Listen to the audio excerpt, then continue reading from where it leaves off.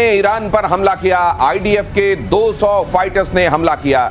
Iran के 4 एटमी, 2 military ठिकाने तबाह। ईरान के एयर डिफेंस सिस्टम तबाह। इजराइल ने बताया ये हमला जो हमने किया, हमारे पास एग्जिस्टेंस को बचाने के लिए, अपने अस्तित्व को बचाने के लिए ये समय चुनना कंपलसरी हो गया था हमारे लिए, इसके अलावा और कोई चारा नहीं था। और अब हम पूरा देश एकजुट होकर हमने ये फैसला किया कि हमला करेंगे। और ईरान, अगर आप इस खबर की बात करें तो मेरी जब पीके श्रीवास्तव या गौरव आर्या से बात होती है, दोनों ही एक्सपर्ट्स हमारे ये कहते हैं कि निश्चित रूप से अब ईरान उस तरफ बढ़ चला है कि उसके पास एटॉमिक पावर पजेस करने वाली बात, ये it is matter of just weeks और मंथ्स में भी।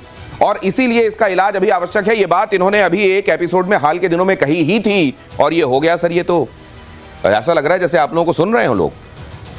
एक्चुअली दिनेश, ये तो होना ही था। जिस तरीके से ईरान, जिस तरीके से इन्होंने, ईरान ने इनकी घेराबंदी की थी 3 प्रॉक्सी फोर्सेस के टेररिस्ट ग्रुप्स के द्वारा, हमस, हुती, हिजबुल्लाह। तो एक बार जब हमास ने अटैक किया इजराइल पर, उसी दिन ये तय हो गया था कि इन तीनों को समाप्त करने के बाद ये जरूर ईरान के पास जाएंगे। इस बीच ईरान आगे बढ़ रहा था अपने एटमी ताकत। लेकिन मैं ये सोच रहा हूं सर कि वहां पर अगर इतना कि वो इजराइल की न्यूक्लियर फाइल कहीं से ले आए और उसके बारे में वो बता रहे हैं, तमाम चीजें कह रहे हैं, उनको ये नहीं पता चला कि ये करमनशाह, तबरीज, अराक, नतांज, इस्फहान, तेहरान, इतनी सारी जगहें एक साथ टारगेट कर देगा इजराइल। इसके बारे में उनको कहीं से कोई भनक नहीं थी क्या? अगर इजराइल ने ठान लिया दिनेश उनको मारना है, और बीच में आपने देखा वहां पर इनका जो अपना एयर डिफेंस सिस्टम है, जिसमें आता है आयरन डोम जो हम सब जानते हैं, उसमें डेविड स्लिंग भी है, उसमें एरो 1 है, एरो 2 है, और बीच में थर्ड भी आ गया है। अब ये जो हम बता रहे हैं, देखिए, इन जगहों ये अपने को डिफेंड कर सकते हैं, राइट। और अगर ये अपने को डिफेंड कर सकते हैं तो इनको अटैक कर सकते हैं। तो ये जो है सर अराक, ये नतांज, ये जहां पर ये घूमता हुआ दिखाई दे रहा है ना, ये थ्रेट वाला, ये न्यूक्लियर थ्रेट वाला, रेडिएशन वाला, इंपॉर्टेंट एरिया इनका है। नतांज तो बड़ा इंपॉर्टेंट है। अराक, ये मेजर गौरव आर्य, आपने कहा कि it is now or never for the world as far as Iran is concern, और ये सुन लिया गया, इसकी गूंज लगता है दुनिया में चली गई। दिनेश, मैं आपको बताता हूं, ये मैं काफी समय से कहता चला आया हूं और मैं करीब 1 साल से कह रहा हूं, ये एक्चुअली डिले हो गया। ये बहुत पहले हो जाना चाहिए था।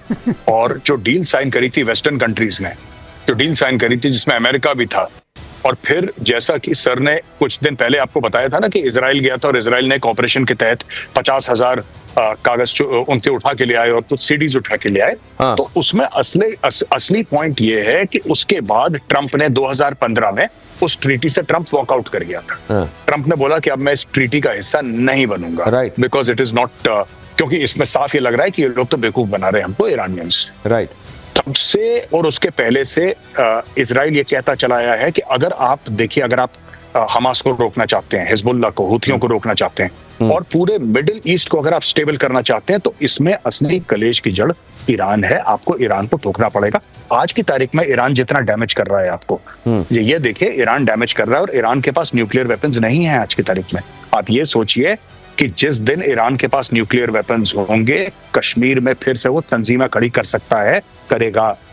ये रेडिकल रेजिम है। It's a danger. A nuclear Iran is danger not to just the entire world, it is also a danger to India.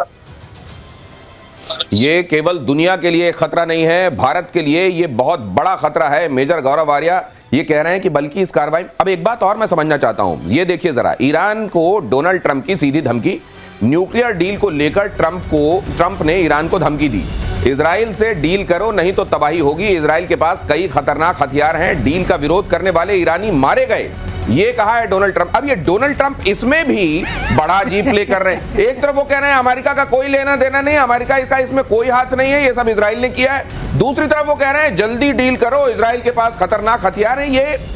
ये ट्रंप क्यों हर गुजरते दिन के साथ और अबूझ होते जा रहे हैं, मेजर गौरव आर्य?